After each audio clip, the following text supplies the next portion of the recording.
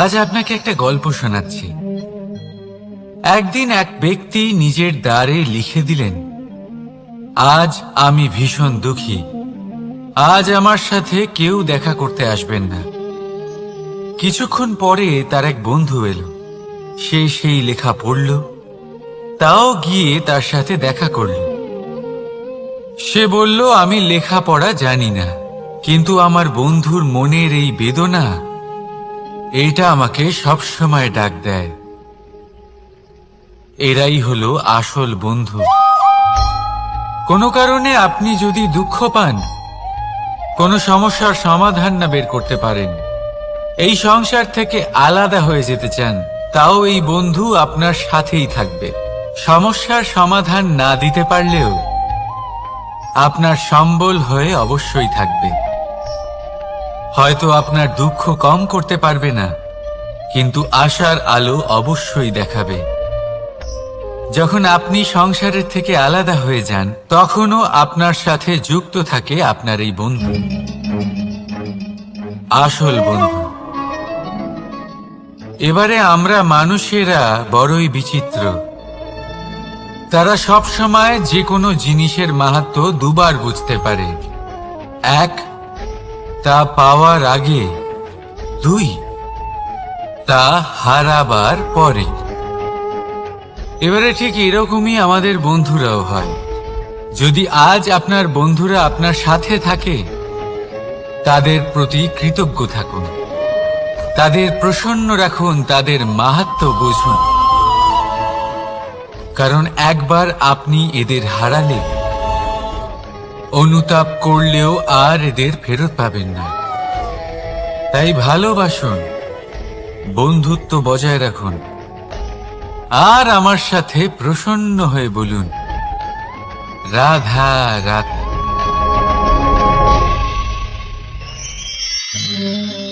আমাদের মধ্যে বহু মানুষ মাঝে মাঝে নিজেকে অকর্মণ্য মনে করি। ভেবে নিই যে এত চেষ্টা করার পরেও কিছুই পেলাম না, আর হয়তো পরেও কিছুই পাব না।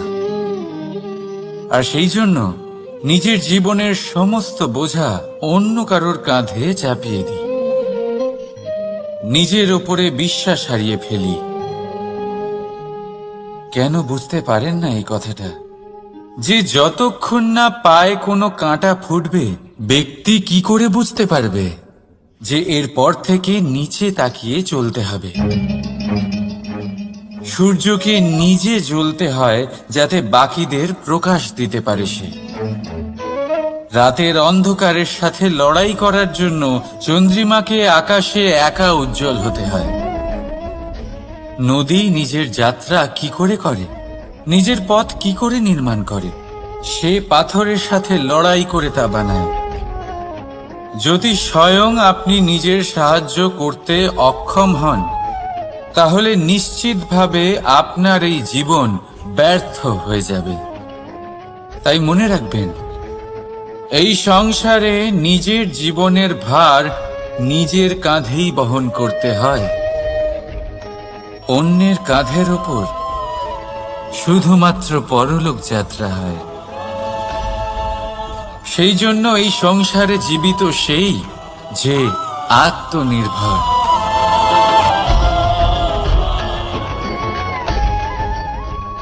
রাধা রাধা।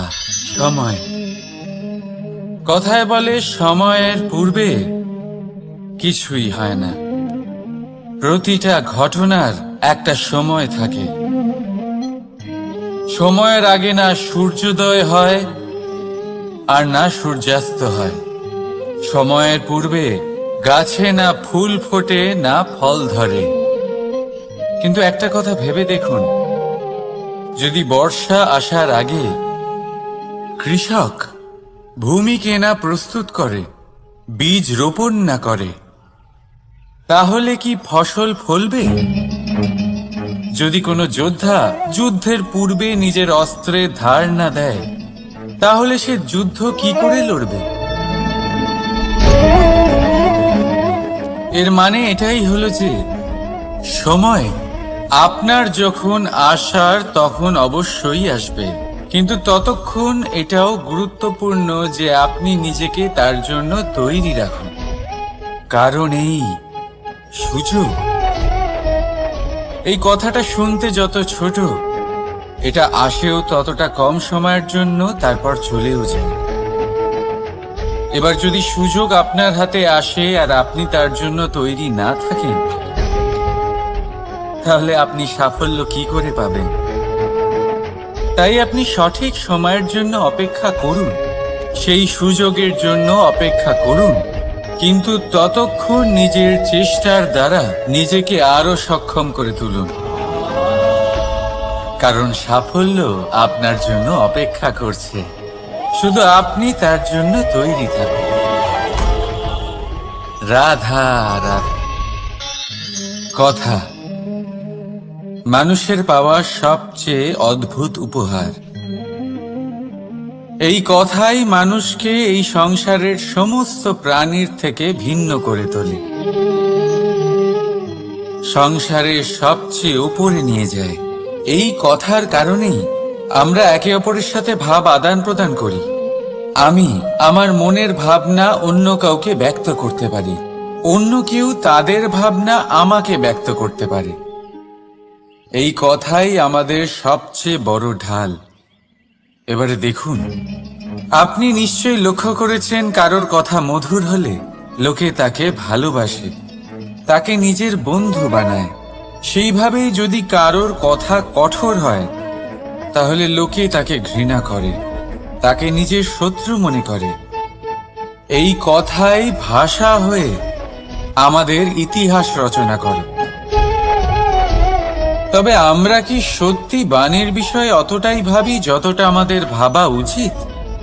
ভেবে দেখুন, মানুষের কথা বলতে শিখতে কত সময় লাগে।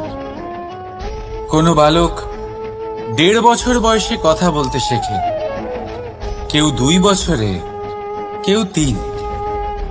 এবার দেখুন, মানুষ 1.5 বছর বয়সে কথা বলতে শিখে গেলেও তার কি বলা উচিত এটা সারা জীবনেও শিখতে পারে না। এর উপরে মনোনিবেশ করুন, এটা বোঝবার চেষ্টা করুন কি বলা উচিত। নিজের কথা শুদ্ধ করুন, নিজের কথা মধুর করুন, আর সেই মধুরতার সাথে আমার সঙ্গে বলুন, রাধা রাধা। এই লক্ষ্য আসলে কি? এই লক্ষ্য তাই যা আমরা পেতে চাই। এই সংসারে সুখী কে হয়? সুখী সেই যে তার লক্ষ্য পেয়ে গেছে। দুঃখী কে হয়? দুঃখী সেই যে তার লক্ষ্য এখনো পায়নি। এবারে প্রশ্ন এখন এটাই যে লক্ষ্য সবাই পেতে চায়, লক্ষ্য পাওয়ার জন্য সবাই প্রাণপণ চেষ্টাও করে, তাহলে সবাই তাদের লক্ষ্যে পৌঁছতে পারে না কেন? ঠিক আছে, কোথাও না কোথাও কিছু না কিছু কমতি থেকেই যায়, যাই বাধা থাক। আজকে আমি আপনাকে একটা উপায় বলবো এই লক্ষ্য পাওয়ার জন্য। একটা কাগজ নিন, তাতে একটা চিহ্ন বানান, সেটাই হবে আপনার লক্ষ্য। এবারে সেই লক্ষ্যে পৌঁছানোর একটা পথ বানান। এবারে এই যাত্রাকে ভিন্ন ভিন্ন ভাগে বিভাজন করে দিন। এবারে এটা হলো আপনার পরিকল্পনা। এবার এই পরিকল্পনা ক্রমানুসারে আপনি পালন করতে থাকুন, এইটাই হবে আপনার চেষ্টা।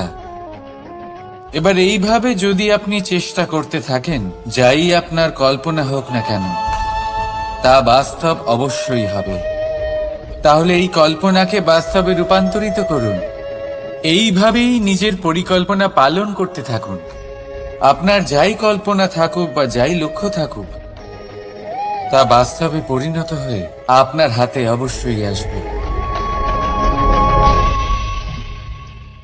রাধা রাধা। বাবার এক মিত্র ছিলেন, বড়ই দুঃখী ছিলেন, বিপদে পড়েছিলেন। কি করবেন?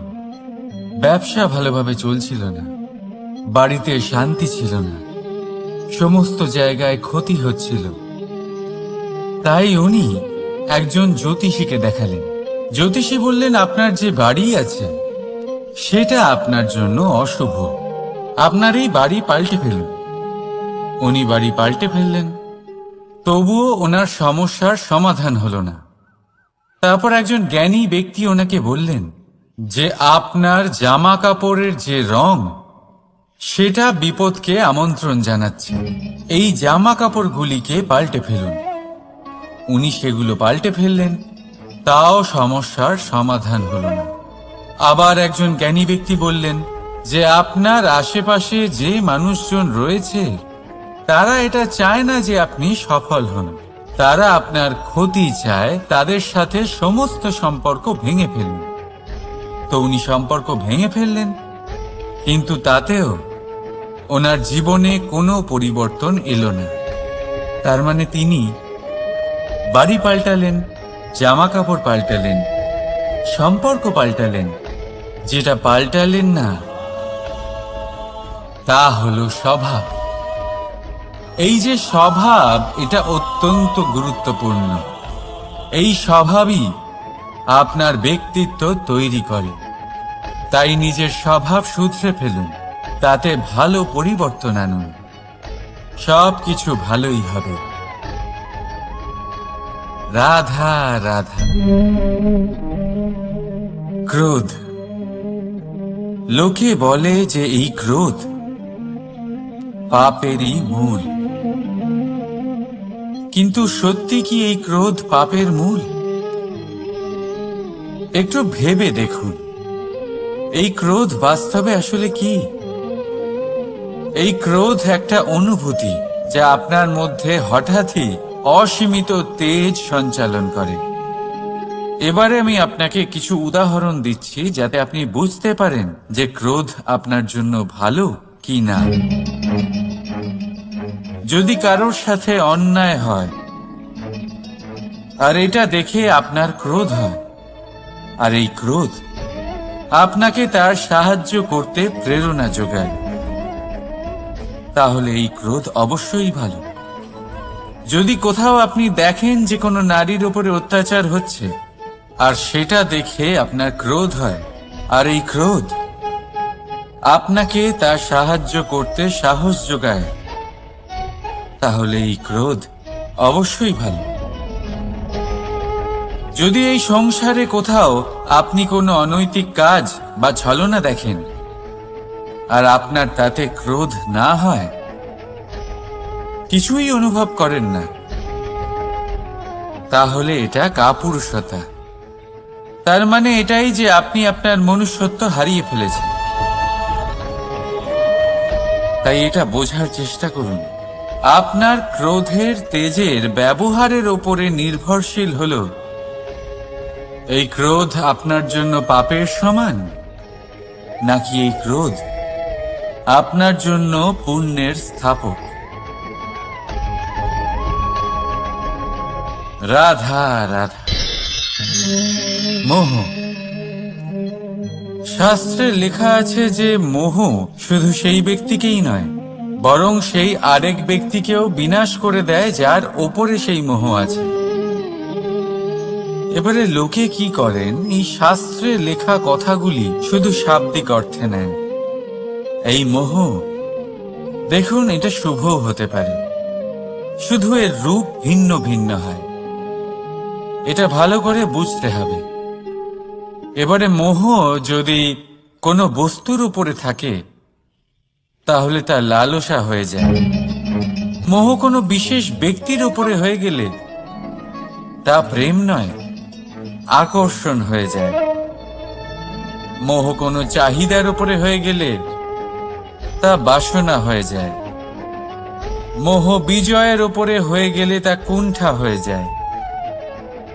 মোহ নিজের সংস্কৃতির উপরে হলে আপনাকে সংস্কৃতির রক্ষক বানায়।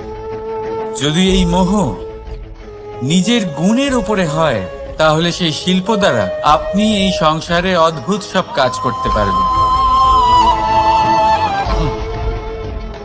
এবারে এটা আপনার উপরে নির্ভরশীল যে এই মোহকে আপনি সৃজনের আধার বানাতে চাইবেন, নাকি বিনাশের অস্ত্র বানাতে চাইবেন? ভেবে দেখুন, সিদ্ধান্ত আপনার। রাধা রাধা। অভিমান, আত্মসম্মান, অহংকার, দেখতে গেলে এই তিনটি শব্দ ভিন্ন ভিন্ন, কিন্তু এর মূল আধার একই, আত্মসম্মান। এবার যদি কথা বলি আপনার শরীরের, আপনার সংস্কৃতির, আপনার সম্পর্কে, তাহলে অভিমান থাকা স্বাভাবিক।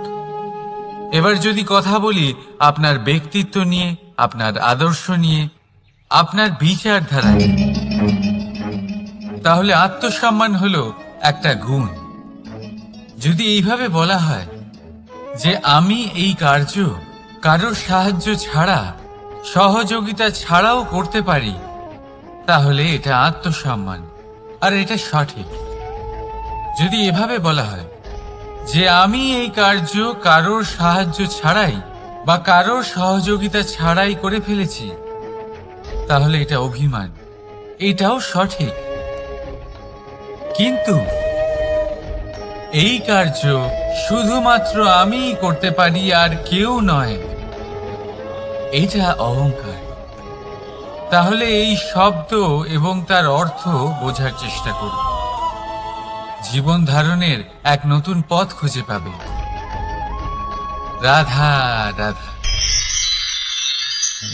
সংসারে প্রত্যেক ব্যক্তি কোনো না কোনো রূপে ঈশ্বরকে মানে। কেউ মূর্তি রূপে, তো কেউ তত্ত্ব রূপে, কেউ ভাবনা রূপে, আবার কেউ স্বভাব রূপে। কেউ নিজের মধ্যে পরমাত্মা খোঁজে, আবার কেউ অন্যের মধ্যে। কারোর কাছে জ্ঞানই পরমাত্মা। সংসারে প্রত্যেক মানুষই কোনো না কোনো রূপে তার ঈশ্বরকে পেয়েই যান। কিন্তু একটা কথা বলবো, ঈশ্বর প্রথমেই নিজের একটা স্বরূপ পৃথিবীতে আপনার কাছে পাঠিয়ে দিয়েছেন। সেই স্বরূপ হল আপনার মাতা, আপনার মা। সেই মা যিনি আপনাকে জন্ম দিয়েছেন, আপনাকে বাঁচতে শিখিয়েছেন, আপনাকে সংস্কার দিয়েছেন। যদি আপনি কখনো কোনো অনুচিত পথে অগ্রসর হয়েছেন, তখন তিরস্কার করে আপনাকে সঠিক পথে এনেছেন। যদি আপনি এই সংসারে অসফল হয়েছেন, তখন তার আঁচলের উষ্ণতা দিয়ে আপনাকে আশ্বাস জুগিয়েছেন। সেই সমস্ত কাজ করেন এই মা, যা ঈশ্বরও করেন। সেই জন্য মনে রাখবেন যে এই সংসারে আপনার সবচেয়ে প্রথম ঈশ্বর যদি কেউ থাকে, তাহলে তা আপনার মা। প্রত্যেক প্রতিমাতেই ঈশ্বর নাই থাকতে পারে, কিন্তু প্রত্যেক মায়ের মধ্যে ঈশ্বর অবশ্যই থাকে। রাধা রাধা। আপনি নিশ্চয়ই দেখে থাকবেন যে প্রদীপের নিচে অন্ধকার থাকে। যে প্রদীপ সংসারকে আলোকিত করে, সেই প্রদীপের নিচেই অন্ধকার। এবারে অনেক মানুষ আছে যারা এই বিষয়টা এইভাবে দেখে যে ব্যক্তি নিজের সমস্যার সমাধান করতে পারে না, আর গোটা সংসারকে উপদেশ দেয়। কিন্তু এটা দেখার আরো একটা দৃষ্টিভঙ্গি আছে, আর সেটা হচ্ছে যে স্বয়ং জ্বলে সংসারকে আলোকিত শুধু সেই করতে পারে যা রাধার বড়ই শীতল হয়।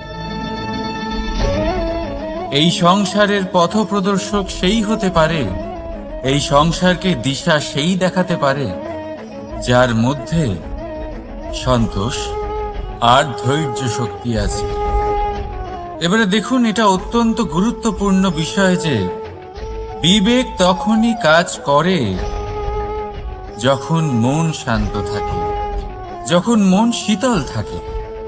তাই যদি আপনি এই জীবনে কোনো বড় কর্ম করতে চান, তাহলে সর্বপ্রথম আপনার এই মনকে, এই বিবেককে, এই হৃদয়কে, এই আধারকে, এই ভূমিকে শীতল রাখতে শিখুন। ধৈর্য ধরুন। সংসারে এমন কিছু নেই যা আপনি করতে পারবেন না। রাধা রাধা। এই প্রদীপ দেখতে পাচ্ছেন আপনি, নিজেও জ্বলে আর এই বাতিকেও জ্বালিয়ে রাখে, আর এই সংসারকে প্রদান করে প্রকাশ। অন্ধকারাচ্ছন্ন ব্যক্তিকে প্রদান করে আশার আলো। কিন্তু এটা কখনো ভাবে না যে সেই মাটি কেমন হবে যা দিয়ে এটা তৈরি করা হয়েছে, সেই কুমোর কেমন হবে যে একে আকার দিয়েছে। ভাবে না যে একে কিনেছে তার বাড়ি কেমন হবে, তা কতটা সুসজ্জিত। কিচ্ছু নয়, শুধু এই সংসারকে প্রকাশ প্রদান করে। আর হয়তো সেই জন্যই প্রদীপকে এত ভালোবাসা হয়। সে নিজের বা অন্যের বাড়ি দেখে কখনোই জ্বলে না, সে জ্বলে শুধু অন্ধকারের সাথে লড়াই করতে। তাই আপনিও নিজের ব্যবহার এই প্রদীপের মতো করে তুলুন। নিজের পরিচয় সরিয়ে নিঃস্বার্থভাবে কর্ম করে যান, আর নিজের জন্য এক নতুন, এক বিশাল, এক অদ্ভুত পরিচয় তৈরি করুন। রাধা রাধা। এই সংসারে প্রত্যেক ব্যক্তি বড় কিছু করতে চায়, এমন কিছু যা এই সংসারে কেউ আগে কখনো করেনি। এমন জায়গায় পৌঁছতে চায় যেখানে এর আগে কেউ কখনো পৌঁছতে পারেনি। আর কেউ এতে সফলতা অর্জন করে। কিন্তু কিছু মানুষ অসফল হয় কেন? এটাই আমার প্রশ্ন। না তো তাদের ইচ্ছেতে কোনো কমতি থাকে, না কমতি থাকে তাদের চেষ্টায়। তাহলে কেন এরা পিছিয়ে পড়ে? এর উত্তর বড়ই সরল। এই সংসার আপনাদের বলি কিভাবে। আপনারা সকলে সংসারে মহান কাজ করতে চান, সেই মান, সেই সম্মান পেতে চান যা এর আগে কেউ কখনো পায়নি। কিন্তু আপনার সমস্যা এটাও যে এই কাজে সংসার আপনার সাথে থাকছে না। বড়ই অদ্ভুত ব্যাপার। দেখুন, ভুলে যান গোটা সংসারকে, জীবনে একা একা এগিয়ে চলুন। গঙ্গোত্রী থেকে যখন একটি জলের ফোঁটা বেরোয় তখন সেটা শুধু এক বিন্দু জল।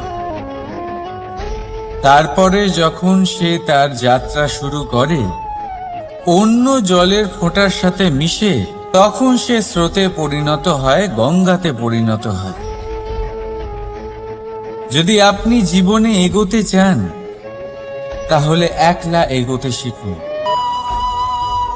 নির্ভীক হয়ে, সাহসের সাথে, ধনাত্মক চিন্তা নিয়ে জীবনে এগিয়ে চলুন, একা এগিয়ে চলুন। আর দেখবেন সেই মান, সেই সম্মান আপনার জন্যই অপেক্ষা করে আছে। রাধা রাধা। কর্ম।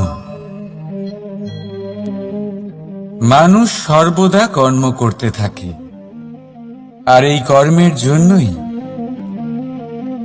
সে মান, সম্মান, ধন, প্রতিষ্ঠা লাভ করে। এবার মানুষ সবসময় চেষ্টা করে যাতে সে ভালো কর্ম করে যায়। তাহলে আপনাকে বলি, শুধু ভালো কর্ম করাই আবশ্যক নয়, তার থেকে বেশি জরুরি হলো এই খারাপ কর্মকে বোঝা আর তার থেকে দূরে থাকা। কারণ যখনই আপনি কোনো সঠিক কাজ করেন বা ভালো কাজ করেন, কেউ তা মনে রাখে না। কিন্তু এই সংসারে বিষয়টা হলো এরকম, আপনি একটা খারাপ কর্ম করুন আর সেটা সবার মনে থাকে। এই খারাপ কর্ম কাজলের এক কৌটোর মতো হয়, আপনি যতই চেষ্টা করুন বাঁচিয়ে ব্যবহার করার, কিন্তু এই কালিমা কোথাও না কোথাও অবশ্যই লেগে থাকে। সেই জন্য জীবনে ভালো কর্ম অবশ্যই করুন, কিন্তু তার থেকেও বেশি জরুরি হলো এই খারাপ কর্মের থেকে দূরত্ব বজায় রাখা। আর এটা অবশ্যই করব। রাধা রাধা। সংসারে সমস্ত জায়গায় এই ব্যবসা চলতে থাকে। কিছু পাওয়ার জন্য কিছু দিতে হয়, লাভের জন্য কিছু বিনিয়োগ করতে হয়। যদি কারোর অনুভূতি জানতে হয়, তাহলে নিজের অনুভূতিকে ব্যয় করতেই হবে। এবার দেখুন না, কারোর আসল চেহারা যদি জানতে হয়, তাকে স্বাধীনতা দিয়ে দেখুন। যদি কারোর মনের শুদ্ধতা জানতে হয়, তাহলে তাকে ঋণ দিন। যদি কারোর গুণ জানতে হয়, তাহলে তার সাথে একসঙ্গে বসে ভোজন করুন।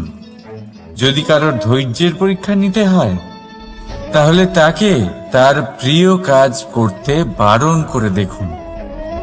যদি কারোর ভালো দিক জানতে হয়, তাহলে তার থেকে পরামর্শ নিয়ে দেখুন। এক অনুভূতির বদলে অন্য এক অনুভূতি বিনিময় করতে হয়। কিন্তু এই সংসারে একটাই এমন অনুভূতি আছে, যেটা দেখার জন্য, যেটা পাওয়ার জন্য আপনাকেও ঠিক সেই অনুভূতিটাই দিতে হবে। আর সেটা হলো প্রেম। যদি কারোর ভালোবাসা দেখতে হয়, তাহলে তাকে নিঃস্বার্থ ভালোবাসা দিন। যদি কারোর থেকে ভালোবাসা পেতে চান, তাহলে তাকে নিঃস্বার্থ পরিশুদ্ধ ভালোবাসা দিন। রাধা রাধা। কথায় আছে, সময়ের পূর্বে আর ভাগ্যের বেশি কেউ কিছুই পায় না। এবার এর মানে কি এটাই যে আপনি শুধুমাত্র সময়ের অপেক্ষা করবেন, সবকিছু নিজের ভাগ্যের উপর আর কপালের উপরে ছেড়ে দেবেন, নিজে কিছুই করবেন না? যদি আপনি এরকম করেন, তাহলে আপনি একটা বস্তু অবশ্যই পাবেন: নিরাশা, অসফলতা। এবারে আপনি বলবেন, যদি সবকিছুই ভাগ্য আর সময়ের উপরে নির্ভরশীল হয়, তাহলে আমরা কি বা করতে পারি? করতে পারেন চেষ্টা, পরিশ্রম। এই চেষ্টাই আপনার জীবনে সেই সময়কে আপনার কাছে টেনে নিয়ে আসে, সেই সময়ে যার অপেক্ষা আপনি করছেন। আর এই ভাগ্য তার সামনেই নত হয়, যে সর্বদা পরিশ্রম করতে থাকে। রাধা রাধা। এই পদ্ম ফুল দেখতে পাচ্ছেন? এর অভ্যেস হলো জলস্তরের ওপরে ভাসা। সেই জন্য জলাশয়ের জলস্তর যখন বৃদ্ধি পায়, এই যে ফুলের কাণ্ড দেখছেন, সেটাও বাড়তে থাকে, যাতে এই ফুল জলস্তরের উপরে থাকে। কিন্তু যখন সেই জলাশয়ে জলস্তর নামতে থাকে, সেই কাণ্ড নিজেকে ছোট করতে পারে না, আর এই ফুল নিজের ভারে নিজেই ভেঙে পড়ে। এবার এটা আমাদের সাথেও হয়। সময়ের সাথে আমরা জীবনে যত সাফল্য পাই, আমাদের জীবনের স্তর বাড়তে থাকে।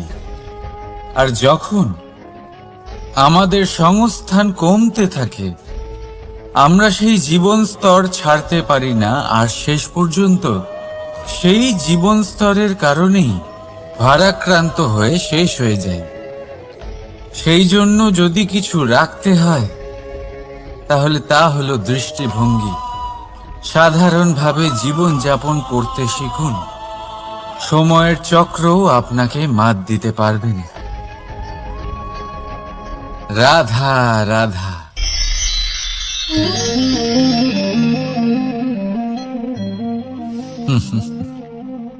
সময়, এই সময় না কোনো ব্যক্তি, না জীব, না বস্তু, তাও সময় জীবিত থাকে। এই সময়ে না জল, না অগ্নি, আর না বায়ু, কিন্তু তাও আমাদের জীবনের আধার। এই সময় দেখতে গেলে মানুষ এই সময়ের হাতের খেলনা। কখনো আমাদের সময় ভালো হয়, আবার কখনো খারাপ। কেউ সময় আসার প্রতীক্ষা করে, আবার কেউ সময় যাওয়ার প্রতীক্ষা করে, কিন্তু এই সময় কারোর হাতে ধরা দেয় না। এই সময় যা কেউ দেখতে পায় না, এটা সবাইকে সবকিছু দেখিয়ে যায়।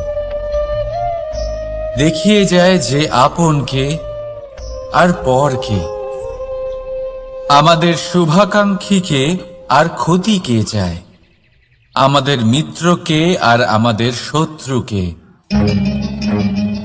এই সময় আপনাকে দেখায় যে আপনি কতটা শক্তিশালী, সেই সময় আপনাকে দেখিয়ে যাবে আপনি কতটা দুর্বল। এই সময় সব কিছু দেখিয়ে যায়। তাই এই সময় যা এতটা শক্তিশালী, তা আমরা নষ্ট কেন করি? ভেবে দেখুন। এবারে উঠুন আর এই সময়ের সম্পূর্ণ ব্যবহার করুন। এই সময়ের সদ্ব্যবহার করুন, কারণ এই সময়কে ব্যবহার করাটাই আপনার হাতে রয়েছে, আর কিচ্ছু না।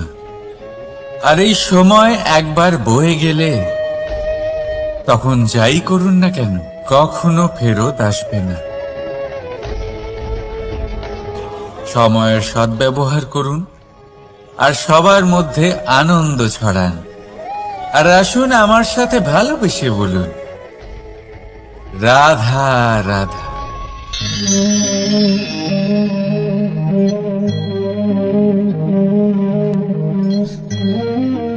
এই জল দেখতে পাচ্ছেন আপনি? এটা ঘোলা জল, এতে ময়লা মিশে আছে। কিন্তু যদি আপনি এটা কিছুক্ষণ এমনি ফেলে রাখেন, তাহলে দেখবেন এই ময়লা আপনা থেকেই নিচে থিতিয়ে পড়বে। কিন্তু এই পাত্রটা নাড়াতে থাকলে এমনটা হবে না। শান্ত ছেড়ে দেবেন, তবেই এই ময়লা নিজেই নিচে চলে যাবে। ঠিক সেইভাবেই যখন আমাদের জীবনে কোনো সমস্যা আসে, কোনো অশান্তির সৃষ্টি হয়, তখন উত্তেজিত হয়ে পড়লে, নিজের সংযম হারিয়ে ফেললে আমরা এর সমাধান পাব না। শান্ত থাকলে তখনই সমস্যার সমাধান পাব। তাই মনে রাখবেন, ধৈর্য আর সংযম দ্বারা শান্ত মনে বিচার করলে যত বড়ই সমস্যা হোক না কেন, তার সমাধান আপনি অবশ্যই পাবেন।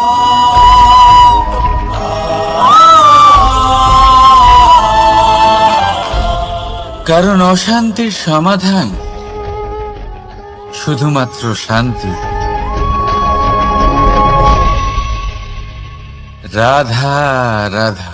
প্রজাপতি আকাশে উড়ে বেড়ায়, সে সুন্দর ফুলের রস আস্বাদন করে, উন্মুক্ত উড়ে বেড়ায়, কিন্তু তারও বিপদ কম কিছু নেই।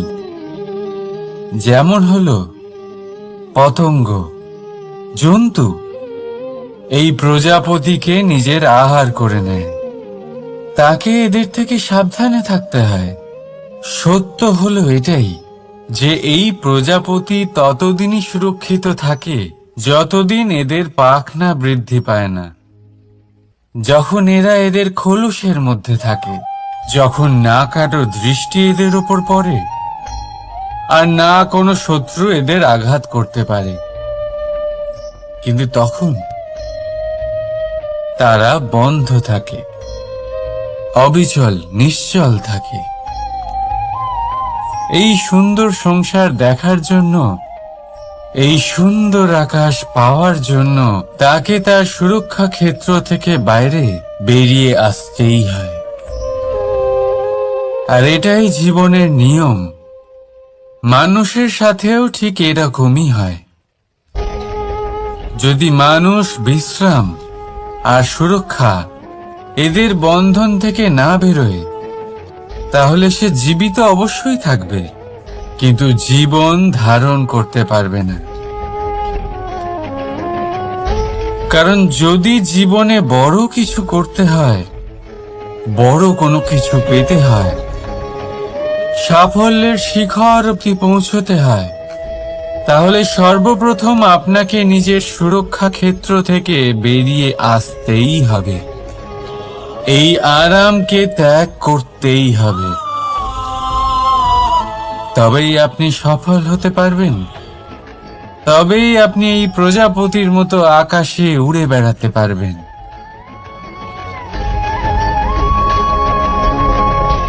রাধা রাধা। কখনো ভেবে দেখেছেন আমরা জিহ্বার সাথে সাথে কান কেন পেয়েছি? এবার আপনি বলবেন, এ তো সহজ কথা, যাতে আমরা কথা বলার সাথে সাথে শুনতেও শিখি। এবারের আরো একটা গুরুত্ব আছে। আগে আমাকে বলুন, নিজের প্রশংসা শুনতে কার না ভালো লাগে? সবারই ভালো লাগে। এটাই হলো মূল কথা। যদি এই কান দিয়ে আপনি নিজের প্রশংসা শুনতে চান, তাহলে সর্বপ্রথম এই জিহ্বা দিয়ে অন্যের প্রশংসা করতে শিখুন। এবার প্রশংসার বিষয়ে একটা অত্যন্ত গুরুত্বপূর্ণ কথা আপনাদের বলি। কখনো যদি কারোর প্রশংসা আপনি করেন, তাহলে সবার আগে সেই ব্যক্তির উৎসাহ বেড়ে যায়। আর তারপর নিজে যদি ভেবে দেখেন, তাহলে নিজের মনেও সন্তুষ্টি আর প্রশান্তি চলে আসে।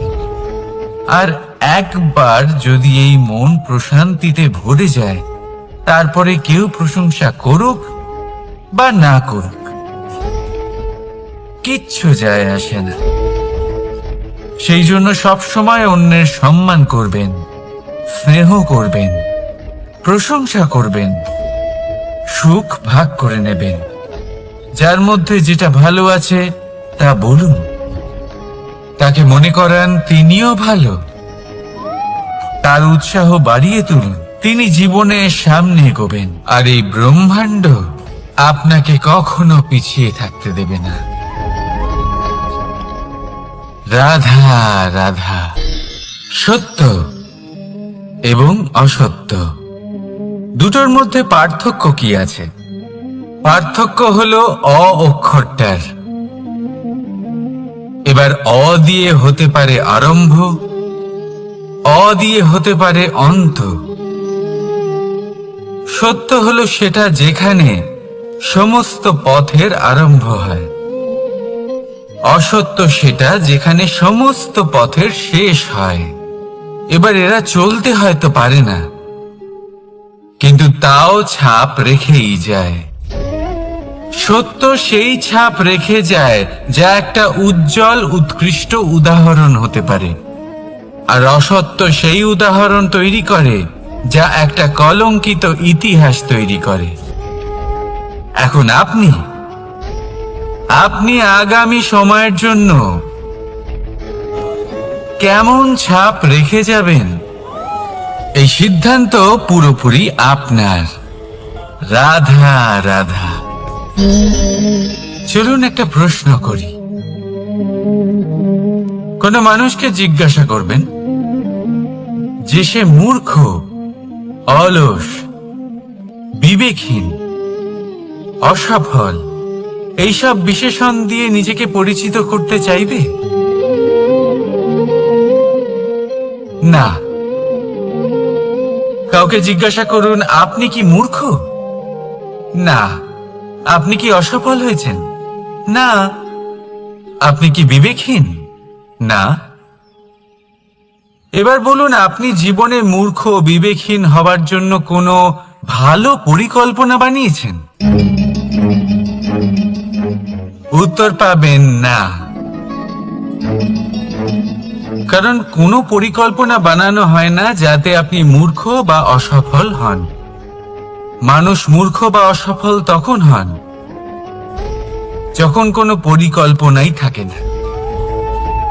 দেখুন, একটাই ছোট জীবন, তাকে স্থির করুন যাতে অনেক বেশি সংখ্যক মানুষকে আপনি জুড়ে রাখতে পারেন, অনেক বেশি শান্তি পেতে পারেন, অধিকতর সাফল্য লাভ করতে পারেন, বেশিরভাগ মানুষের পথপ্রদর্শক হয়ে তাদের মঙ্গল করতে পারেন। অসফল হয়ে বাড়িতে বসে থাকার চেয়ে ভালো হলো যে আপনি একটা পরিকল্পনা করে অসফল হন, কারণ তখন আপনার কাছে আরো একটা বিকল্প থাকবে, একটা নতুন পরিকল্পনা বানানোর, তাকে সার্থক করার।